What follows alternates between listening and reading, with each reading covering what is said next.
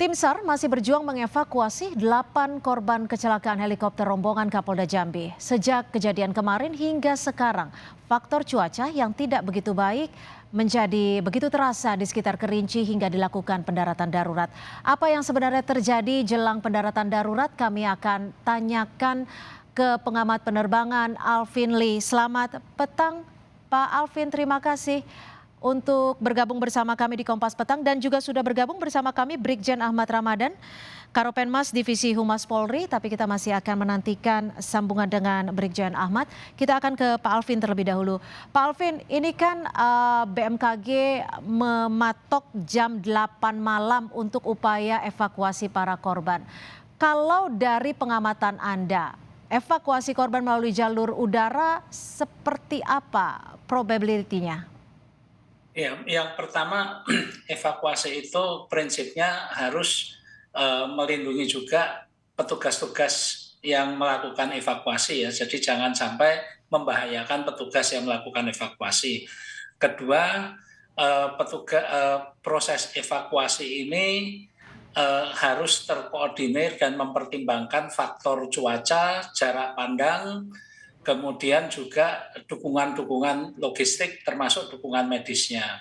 Mhm. Nah, ketika BMKG memberikan panduan itu, tentunya BMKG membantu dalam perencanaan operasi evakuasi tersebut agar dapat dilakukan dalam kondisi cuaca yang mendukung. Jangan sampai kemudian baru jalan setengah jalan kemudian terhambat cuaca. Demikian.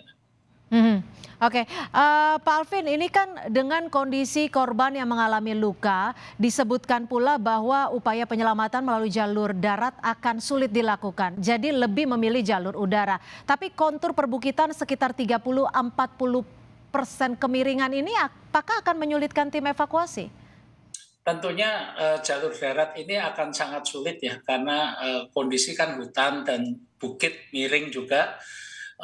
Jadi saya melihat apa yang sudah dilakukan polisi sekarang adalah menerjunkan petugas evakuasi termasuk juga tim medis untuk dapat melakukan pertolongan pertama dulu, pertolongan awal agar para korban ini mendapatkan tindakan medis, kemudian juga mendapatkan air bersih, bisa makan juga, Hmm. bisa bertahan. Mengingat Hmm. ketika malam hari apalagi hujan itu kalau kita yang sehat saja merasa sangat tersiksa kan, apalagi Ya, mereka yang dalam kondisi kecelakaan seperti itu. ya Jadi akan sulit langkahnya sudah tampaknya. benar ini ya, sambil menunggu nanti pasukan darat untuk bisa mendekat. Baik, sudah bergabung bersama kami melalui sambungan telepon Brigjen Ahmad Ramadan, Karopenmas Divisi Humas Polri. Selamat petang Brigjen Ahmad. Boleh diinformasikan ke kami seperti apa update terkini terkait dengan upaya evakuasi? Apakah betul akan dilaksanakan malam ini juga? Ya, pertama kami sampaikan sampai jam 4 sore tadi tim darat dan tim udara yang bergabung sehingga jumlahnya sudah ada 20 orang di TKP. Jadi kita sampaikan dari siang tadi tim yang pertama pukul 13.30 sudah ada tim evakuasi yang turun melalui rappling ya, melalui tali ya. Ada 2 dokter, kemudian ada 2 orang tim SAR dan 2 anggota BRIMOB. Nah Mhm. ini tadi sudah disampaikan oleh Pak Kadif Humas bahwa evakuasi ini tentu dibatasi melihat situasi ya.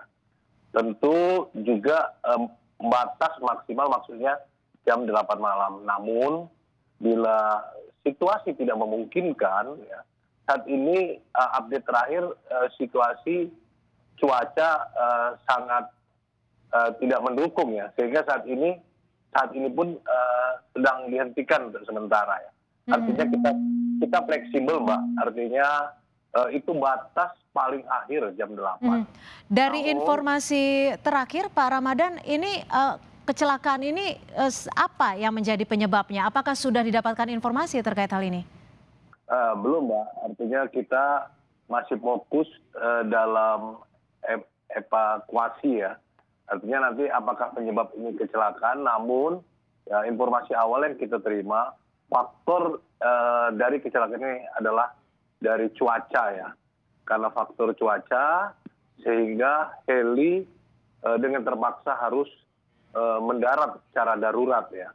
Baik. Karena melihat situasi. Karena cuaca buruk ya, Pak cuaca Ramadan. buruk, Mbak. Baik. Betul. Saya akan ke Pak Alvin Lee. Pak Alvin Lee, kalau kita lihat dari video yang beredar ini kan juga tampak badan helikopter sudah hancur, terdapat puing-puing dari helikopter tersebut. Apa menurut pengamatan Anda melihat kondisi ini? Apakah memang betul faktor cuaca yang menyebabkan heli meledak hancur atau seperti apa?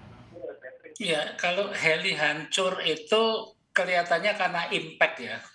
Pesawat itu turun secara cepat dan mungkin dalam kondisi seperti tadi bisa saja karena cuaca, kemudian baling-balingnya mengenai pohon-pohon sehingga pesawat itu jatuh. Tapi kalau meledak jelas tidak, karena tidak terlihat adanya bekas-bekas api, tidak ada kebakaran, dan kita melihat korban itu juga pada prinsipnya selamat ya, walaupun kondisi luka-luka. Kalau pesawat itu jelas bukan meledak, tapi karena impact terhadap permukaan tanah maupun pepohonan yang ada di hutan tersebut. Kalau dari pengamatan Anda, heli melakukan pendaratan darurat. Biasanya secara awam apa yang membuat sebuah helikopter jenis 412 SP ini terpaksa melakukan pendaratan darurat? Iya, helikopter ini adalah jenis pesawat terbang yang bisa vertical take off dan landing. Jadi bisa tidak membutuhkan landasan pacu. Ibaratnya ada lapangan terbuka saja bisa mendarat dan bisa take off lagi. Nah, ini kalau sampai mendarat di hutan, ini kan berarti dalam kondisi sangat mendesak, tidak bisa lagi mencari tanah lapang. Seandainya ada tanah lapang seperti sawah, itu pun bisa mendarat dan kondisinya pasti akan lebih baik daripada mendarat di hutan ini ya. Kita belum tahu apakah ini benar karena cuaca atau karena ada masalah teknis, tapi bahwa bahwa heli ini kemudian jatuh di hutan, saya meragukan ini adalah pendaratan darurat ya, karena heli ini tidak membutuhkan lapangan besar. Lapangan sepak bola aja udah cukup, atau sawah saja bisa mendarat itu. Oke, Pak Ramadan bagaimana? Pak Alvin Lee meragukan ini pendaratan darurat. Komentar Anda? Kita nanti lebih baik menunggu hasil investigasi saja. Ya, tentu kita tidak perlu mendebatkan ini. Kami fokus dalam penyelamatan korban ini. Fokus kita dalam evakuasi ya. Kami mendapatkan informasi bahwa evakuasi ini karena para korban, karena helikopter yang ditumpangi oleh rombongan Bapak Kapolda karena cuaca sehingga melakukan pendaratan darurat. Oke. Karena memang jarak pandang yang terjadi saat itu memang tidak bisa, sehingga memang harus menghindari situasi seperti itu.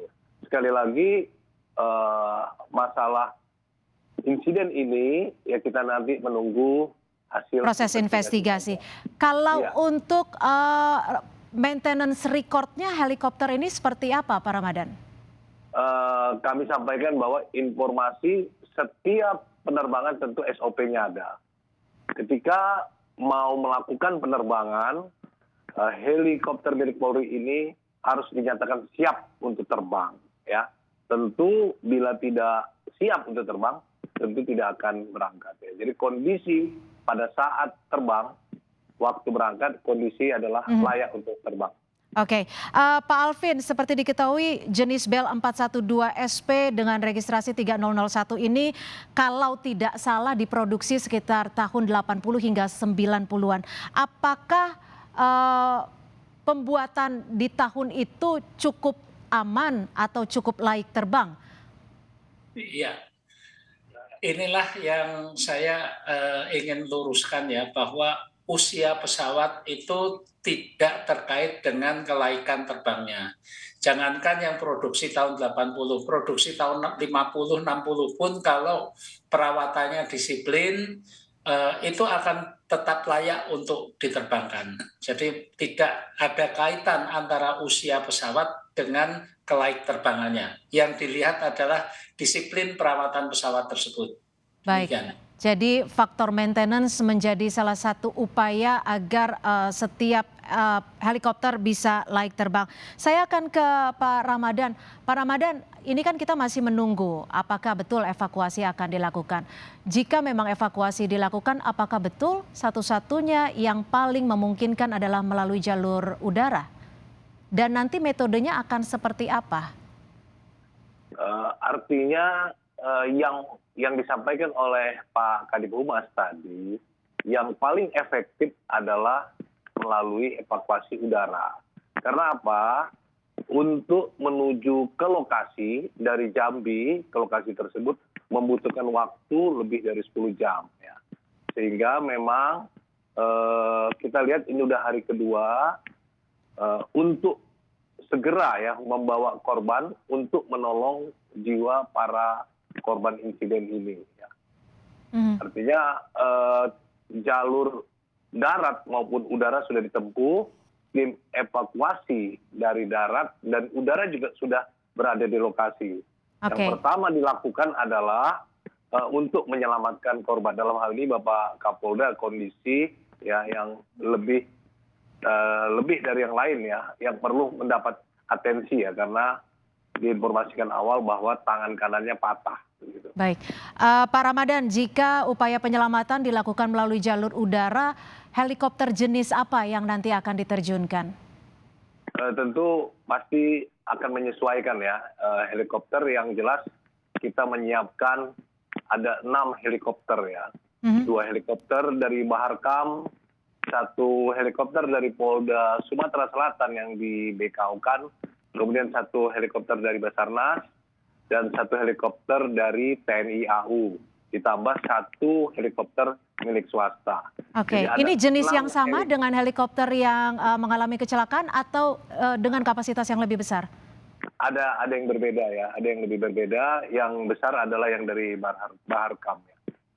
Oke. Yang jelas ada 6 helikopter yang disiapkan untuk evakuasi udara. Baik, Pak Alvin, terakhir, kemungkinannya akan seperti apa jika upaya penyelamatan dilakukan melalui jalur udara, Pak Alvin? Ya, untuk penyelamatan dari jalur udara tentunya membutuhkan keterampilan tersendiri ya, karena dari video yang beredar itu kan terlihat pohon-pohonnya juga cukup rindang di sana, sehingga pengangkatan itu harus hati-hati, jangan sampai ketika mengangkat korban yang kemungkinan akan diangkat menggunakan tandu atau stretcher, itu nantinya juga akan menyangkut, dan juga kondisi cuaca harus baik karena ini membutuhkan kestabilan helikopter itu sendiri ketika hovering, terbang berhenti di atas itu, agar semuanya dapat berlangsung dengan baik dan lancar. Demikian. Baik, tentunya menjadi harapan kita bersama, persiapannya harus matang agar setiap korban yang saat ini menjadi korban kecelakaan bisa segera dievakuasi dan segera mendapatkan penanganan medis di rumah sakit. Terima kasih Brigjen Ahmad Ramadan, Karopenmas Divisi Humas Polri, dan juga Alvin Lee, pengamat penerbangan, sudah bergabung bersama kami di Kompas Petang. Terima kasih Bapak-Bapak.